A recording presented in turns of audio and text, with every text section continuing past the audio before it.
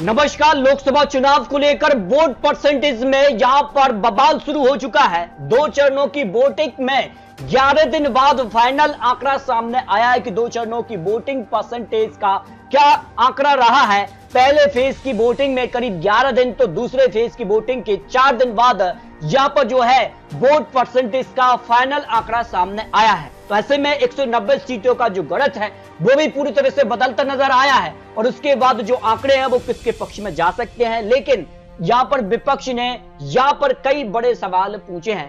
पहले फेज के लिए 11 दिन तो दूसरे फेज के लिए 4 दिन बाद यहां पर जो है यहां पर फाइनल डेटा जो है वोट प्रतिशत का सामने आया है और इसमें काफी अंतर भी यहां पर दिखाई दे रहा है।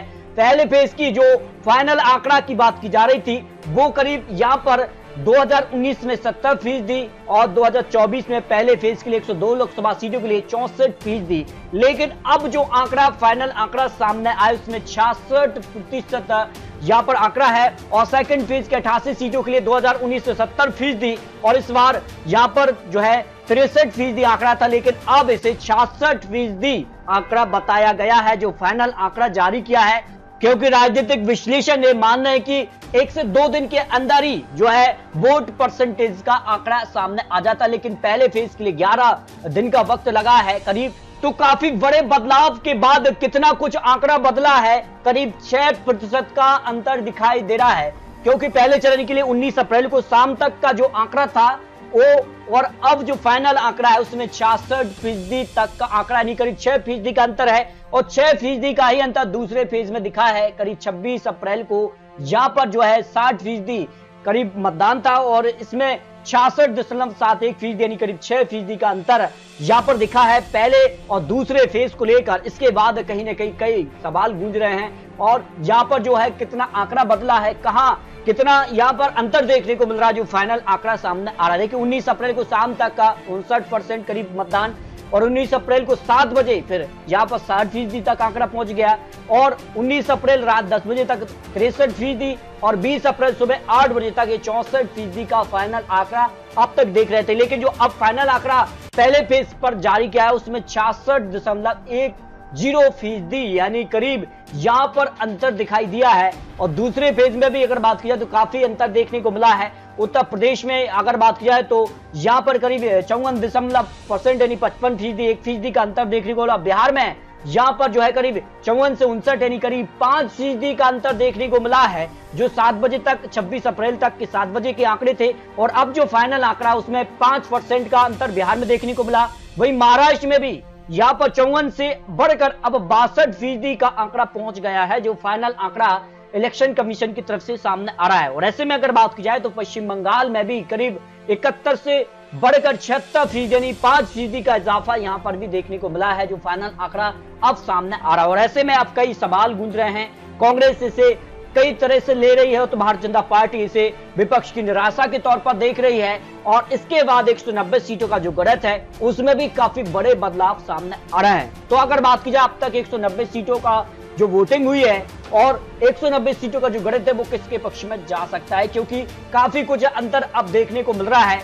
अगर बात की जाए महाराष्ट्र के लिए पहले और दूसरे फेज को मिलाकर कुल 13 सीटों पर अब तक वोटिंग हुई है और 13 सीटों में से एनडीए को 8 सीटें तो इंडिया गठबंधन को 5 सीटें यानी के पक्ष में 0 सीट का अनुमान दिखाई दे रहा है। भाई बिहार के लिए पहले और दूसरे फेज को मिलाकर करीब 9 सीटों पर अब तक वोटिंग हुई है और 9 सीटों में से एनडीए को 4 सीट और इंडिया गठबंधन को 5 सीटों का अनुमान हो सकता है, अन्य के पक्ष में 0 सीट की संभावना दिखाई दे रही है। भाई उत्तर प्रदेश के लिए पहले और दूसरे फेज को मिलाकर कुल 16 सीटों पर वोटिंग हो चुकी है और 16 सीटों को लेकर बात की जाए तो एनडीए को 10 सीटें, इंडिया गठबंधन को 6 सीटें, अन्य के पक्ष में 0 सीट का अनुमान दिखाई दे रहा है जो यहां पर पहले और दूसरे फेज को लेकर महत्वपूर्ण आंकड़े सामने आ रहे हैं। भाई तमिलनाडु की अगर बात की जाए तो सभी सीटों पर वोटिंग खत्म हो चुकी है और यहां पर एनडीए को 0 से 3 सीटें और इंडिया गठबंधन को करीब 36 से 39 सीटों का अनुमान यहां पर दिखाई दे रहा है जो यहां पर तमिलनाडु को लेकर महत्वपूर्ण आंकड़े सामने आ रहे हैं। भाई केरल की 20 लोकसभा सीटों पर भी वोटिंग खत्म हो चुकी है, यहां एनडीए को 0 सीट और इंडिया गठबंधन को 20 सीटों पर जीत का अनुमान दिखाई दे रहा है, के पक्ष में 0 सीट की संभावना हो सकती है।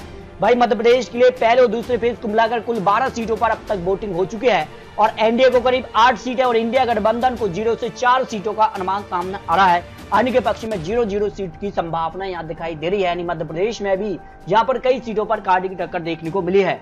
भाई अगर बात की जाए तो राजस्थान के लिए पहले और दूसरे फेज को मिलाकर यानी दोनों फेजों को मिलाकर करीब 25 सीटें जो हैं राजस्थान की, वो सभी सीटों पर वोटिंग खत्म हो चुकी है। और जो फाइनल आंकड़ा राजस्थान को लेकर अनुमान है उसमें एनडीए को करीब 18 सीटें और इंडिया गठबंधन को 6 सीटें आने के पक्ष में 0-0 सीट की संभावना यहां पर दिखाई दे रही है। भाई बात की जाए यहां पर कर्नाटक की, तो कर्नाटक की 14 लोकसभा सीटों पर अब तक वोटिंग हुई है और एनडीए को 11 सीटें, इंडिया गठबंधन को 3 सीटें आने के पक्ष में 1 सीट का अनुमान दिखाई दे रहा है। भाई अगर बात किया पश्चिम बंगाल की, पहले और दूसरे फेज को मिलाकर कुल 6 सीटों पर अब तक वोटिंग हुई है और यहां पर एनडीए को 3 सीटें मिल सकती है, इंडिया गठबंधन को 1 सीट, 2 सीटों पर टीएमसी कड़ी टक्कर देती नजर आ रही है। आपको बता दें कि 2019 में अब तक जो 6 सीटों पर वोटिंग हुई थी, सभी 6 सीटों पर भारतीय जनता पार्टी ने जीत हासिल की थी, लेकिन छत्तीसगढ़ की पहले और दूसरे फेज को मिलाकर कुल यहां पर 4 सीटों पर वोटिंग खत्म हुई है और ऐसे में अगर बात की जाए तो एनडीए को 3 सीटें और इंडिया गठबंधन को 1 सीट का अनुमान दिखाई दे रहा है। भाई उत्तराखंड की अगर बात की जाए कुल मिलाकर 5 सीटों पर, सभी सीटों पर वोटिंग खत्म हुई है और एनडीए को 3 सीटें और इंडिया गठबंधन को 2 सीटों पर अनुमान दिखाई दे रहा है। लोकसभा चुनाव को लेकर महत्वपूर्ण आंकड़े सामने आ रहे हैं। भाई जम्मू कश्मीर की पहले और दूसरे फेज को मिलाकर कुल 2 सीटों पर वोटिंग हुई है, 1 सीट पर एनडीए तो 1 सीट पर इंडिया गठबंधन का पलड़ा भारी नजर आया है, जो अनुमान यहां पर सामने आ रहे हैं। त्रिपुरा की 2 सीटों की बात की जाए तो यहां पर एनडीए को दोनों सीटों पर जीत का अनुमान सामने आया है। मिजोरम की 1 सीट पर यहां पर अन्य का पलड़ा यहां पर भारी नजर आ रहा है। मणिपुर की 2 लोकसभा सीटों की बात की जाए तो 1 सीट पर एनडीए तो 1 सीट पर इंडिया गठबंधन का जीत का अनुमान सामने आया है।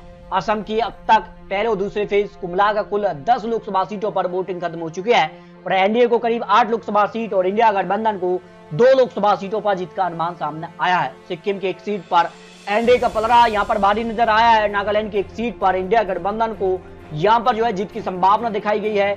मेघालय की 2 लोकसभा सीटों में से 1 सीट पर एनडीए तो 1 सीट पर इंडिया गठबंधन को जीत का अनुमान सामने आया है। लक्षद्वीप की 1 सीट पर भी वोटिंग खत्म हो चुकी है और इस सीट पर एनडीए को जीत की संभावना दिखाई गई है। पौंडीचेरी की 1 सीट पर भी वोटिंग खत्म हुई है और यहाँ पर इंडिया गठबंधन को जीत का अनुमान सामने आया है। तो पहले और दूसरे फेज को मिलाकर कुल 190 सीटों पर वोटिंग खत्म हो चुके हैं और 190 सीटों पर वोट परसेंटेज में यहाँ पर 2019 के मुकाबले अभी भी यहाँ पर वोट परसेंटेज में यहाँ पर अंतर सामने आया, यानी कम वोट परसेंटेज ही हुआ है। यहाँ पर जो है अब आंकड़ा जो दिखाई दे रहा है उसमें एनडीए को करीब 100 सीटों का अनुमान इन 190 सीटों में लगाया जा रहा है। वही इंडिया गठबंधन को करीब 80 लोकसभा सीटें और अन्य के पक्ष में 10 लोकसभा सीटों का अनुमान सामने आ रहा है। 10 से 15 सीटें किसी भी पार्टी को प्लस या माइनस हो सकती हैं, क्योंकि इस बार जिस कार की मतदान प्रक्रिया देखने को मिली है, कम परसेंटेज भी हुआ है, उसका नुकसान किसे होगा, किसे उसका फायदा मिलेगा, ये जनता ने ईवीएम में कैद कर दिया है। लेकिन जो अनुमान है उस लिहाज से पहले और दूसरे फेज में कई सीटें ऐसी हैं जहां कांटे की टक्कर इस बार देखने को मिल सकती है। फिलहाल आपको बता दिए चुनावी आंकड़े, चुनावी अनुमान है, अभी भी कई चरणों की वोटिंग बाकी है। अब इन चरणों में क्या बम्पर वोटिंग देखने को मिलेगी या वोट परसेंटेज में और गिरावट देखने को मिलेगी, उसके बाद आंकड़े बेहद ही चौंकाने वाले हो सकते हैं लोकसभा चुनाव को लेकर। तो आप क्लियर रख सकते हैं लोकसभा चुनाव में अगली सरकार किसकी बनेगी, क्या यहाँ पर एनडीए तीसरी बार या फिर इंडिया गठबंधन की वापसी होगी, इसको लेकर आप क्लियर रख सकते हैं। मिलते हैं और लेटेस्ट और महत्वपूर्ण विश्लेषण के साथ, तब तक जय हिंद जय भारत।